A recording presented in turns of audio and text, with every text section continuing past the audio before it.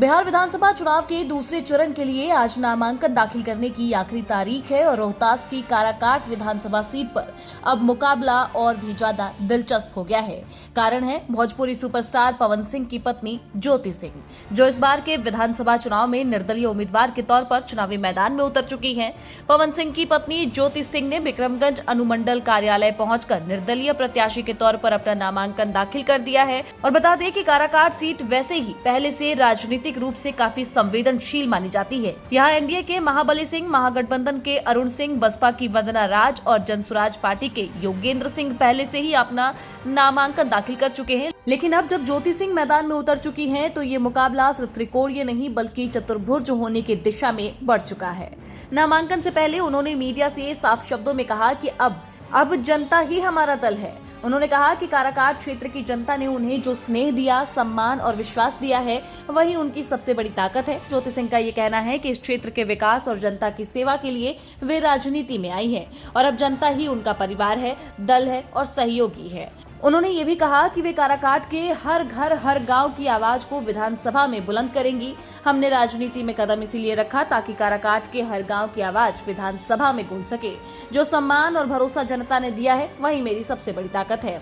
अब आपको याद दिला दें कि पवन सिंह ने भी साल 2024 के लोकसभा चुनाव में काराकाट सीट से ही निर्दलीय प्रत्याशी के तौर पर दमदार प्रदर्शन किया था। हालांकि उन्हें जीत हासिल नहीं हुई थी, लेकिन उन्होंने पूर्व केंद्रीय मंत्री उपेंद्र कुशवाहा को पीछे छोड़ दिया था और उस चुनाव प्रचार में ज्योति सिंह उनसे कंधे से कंधा मिलाकर उनके साथ नजर आ रही थी। इतना ही नहीं, पवन सिंह के हार जाने के बाद भी ज्योति सिंह ने काराकाट क्षेत्र से अपना जुड़ाव नहीं छोड़ा। वे चुनाव के बाद भी वहां लगातार जनता के बीच जाती रही, लोगों की समस्याएं सुनती रही और स्थानीय कार्यक्रमों में भी हिस्सा लेती रही थी। यही कारण है कि काराकाट की जनता में उनका अलग प्रभाव और पहचान अब बन चुका है। लेकिन अब वही पत्नी खुद जनता के बीच अपनी सियासी पहचान बना रही है, वो भी तब जब पवन सिंह ने साफ तौर पे चुनाव लड़ने से इनकार कर दिया है। बता दें कि दोनों पति पत्नी के बीच का विवाद व्यक्तिगत से सार्वजनिक हुआ और फिर उसने राजनीतिक रूप भी ले लिया। एक और ज्योति सिंह लगातार पवन सिंह पर घरेलू और मानसिक प्रताड़ना का आरोप लगाती रही, तो वहीं दूसरी ओर पवन सिंह ने बार बार यही कहा कि वो चुनाव लड़ने के लिए ढोंग कर रही है। उनका ये अपनापन आखिर चुनाव के वक्त ही क्यों जागा। खैर, अब पवन सिंह चुनाव से पूरी तरीके से खुद को बाहर कर चुके हैं और उनकी पत्नी किस्मत आजमाने के लिए नामांकन दाखिल कर चुकी हैं।